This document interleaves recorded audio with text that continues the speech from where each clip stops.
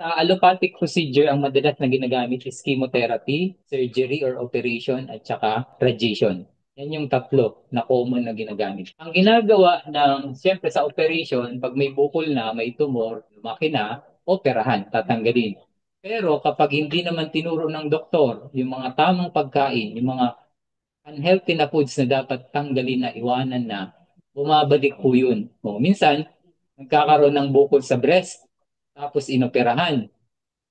After 6 months or after a year, kapag kinakain pa rin, bumalik sa mga masasarap na pagkain, karne, mamantika, nagpupuyat, ayun, lalabas pa rin yun, babalik yun kahit na operahan.